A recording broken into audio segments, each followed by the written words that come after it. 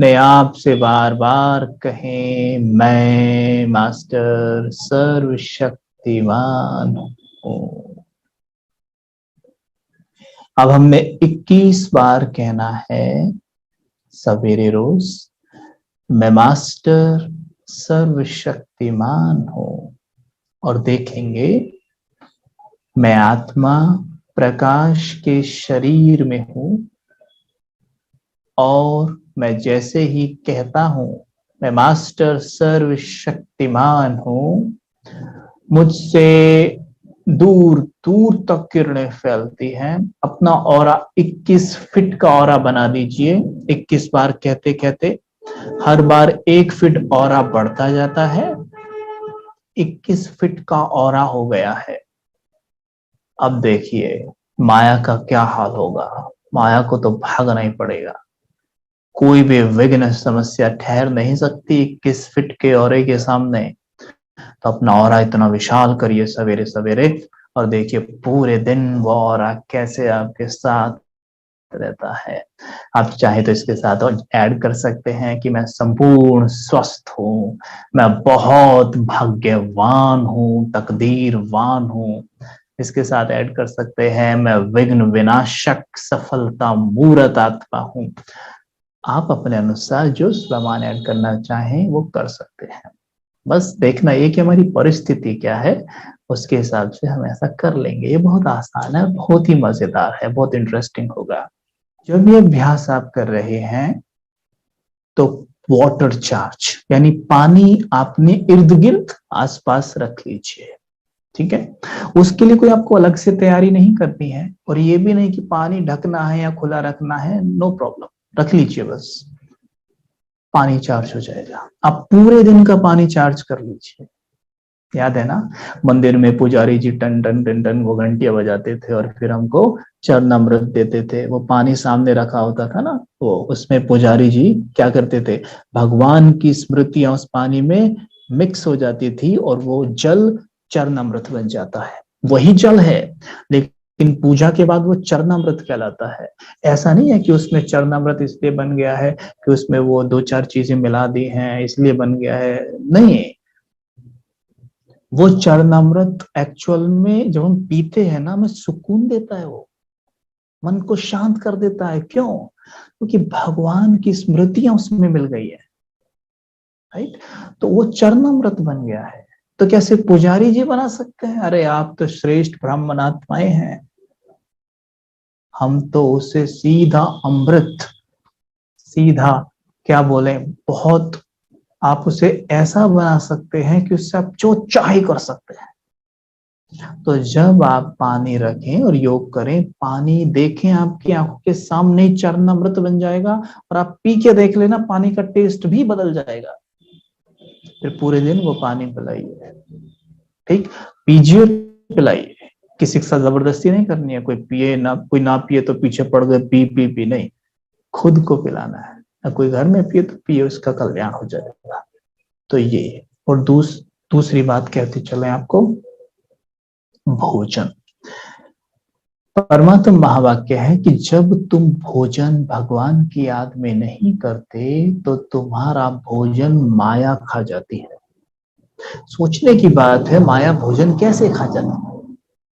विचार करेंगे। भोजन कौन करता है? आत्मा। किसके लिए? शरीर के लिए। अगर आत्मा ना हो तो शरीर कैसे भोजन करेगा? तो आत्मा शरीर के लिए भोजन करती है, राइट। और थॉट्स कौन क्रिएट करता है? वो भी आत्मा ही करती है, थॉट्स क्रिएट, राइट। अब भोजन जैसे सामने आया, भोजन को खाते हुए और भोजन से पहले हमारे जब वो सामने आया, इस दौरान मेरे क्या थॉट्स चल रहे हैं, राइट, वही थॉट्स बलवान बनते हैं। गौर करना, भोजन के दौरान जो थॉट्स हमारे चलते हैं वही थॉट्स बलवान बनते हैं। आप गौर करें, वो थॉट्स जो भोजन के दौरान हमारे चलते हैं, पूरे दिन वही थॉट्स चलते रहते हैं, वो हमारा पीछा ही नहीं छोड़ते। इसलिए भोजन पर बाबा की याद, भोजन सामने आया, पहले पता है क्या करते थे? जब भोजन सामने आता था ना, पानी हाथ में लेके उस चारों तरफ ऐसे घुमाते थे, हाथ जोड़ी, भोजन चार्ज हो जाता था और शुक्रिया अदा करते थे। अभी पता क्या करते हैं? एक हाथ में प्लेट होती है, एक हाथ में रिमोट होता है, ऐसे ढूंढते टीवी कहाँ है, टच से मारते हैं टीवी ऑन और चलो भैया हो गया शुरू।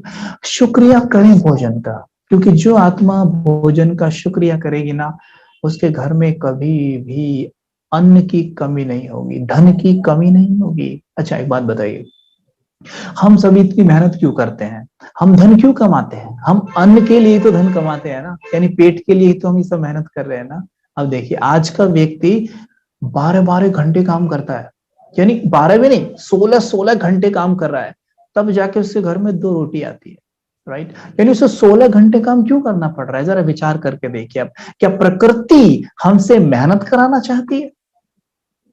ना, प्रकृति हमसे मेहनत नहीं कराना चाहती। अगर प्रकृति को मेहनत बहुत पसंद होती ना, तो वो भाई जिन्हें हम लेबर भाई कहते हैं, जो इतनी मेहनत करते हैं, वो दुनिया में सबसे अमीर होते, सबसे सुखी होते, समृद्ध होते, भरपूर होते। पर ऐसा तो नहीं है। यानी प्रकृति हमसे मेहनत नहीं चाहती है, तो क्या चाहती है वो? प्रकृति हमसे प्रेम चाहती है, शांति चाहती है, सुख चाहती है, शुक्रिया चाहती है। क्योंकि जब आप शुक्रिया अदा करते हैं, उस वक्त कंप्लेन मन में नहीं होती, और जहां कंप्लेन नहीं होती वहां दिव्यता होती है। और दिव्यता क्या करती है? सुख, शांति, पवित्रता को रेडिएट करती है। तो हमेशा शुक्रिया करें, हर निवाले का शुक्रिया, प्रकृति माँ का शुक्रिया, शिव बाबा का शुक्रिया, ब्रह्मा बाबा का शुक्रिया, दादियों का शुक्रिया, पूरे ब्राह्मण परिवार का शुक्रिया, हर किसी का शुक्रिया। जितना शुक्रिया करेंगे आप देखेंगे हो क्या रहा है, ये मैजिक कैसे हो रहा है मेरे जीवन में। बट ऐसा ही तो होता है। ये 16 घंटे काम करने की आवश्यकता नहीं है हमें। एक्चुअल में तो खाना तो 4 घंटे के काम से ही आ जाएगा। और हकीकत बताऊं, अगर आप बिल्कुल एक्यूरेट हो जाएं, जो आज आपका टॉपिक है, बिल्कुल एक्यूरेट हो जाएं अपनी याद में, अपनी सोच में, अपने बोल में, आप देखेंगे आपको काम करने की जरूरत ही नहीं है। प्रकृति जैसे आपको भर भर के थालियां दे रही है, खाओ जितना खाना है। भाई कहाँ से आ रहा है पता नहीं, but we have to be accurate. क्या लगता है देवताएं मजदूरी करते होंगे? नहीं, सब कुछ है उनके पास। क्यों? वो हम अभी करके देखें, पवित्रता को धारण करें। प्रकृति को सबसे ज्यादा पसंद है पवित्रता। जो आत्मा जितनी पवित्र होती है अपने विचारों में, अपने बोल में, अपने कर्म में, सिर्फ मैं काम विकार की बात नहीं कर रहा हूं, यहाँ पे संकल्पों की बात है, बोल की बात है, बोल क्या बोल रहे हैं और कर्म कैसे हैं। ये पवित्रता हमारे जीवन में अगर है, प्रकृति हमें भर भर के देगी, ले जाओ जितना ले जाना है। Be accurate, that's it. बहुत बहुत शुक्रिया। ओम शांति।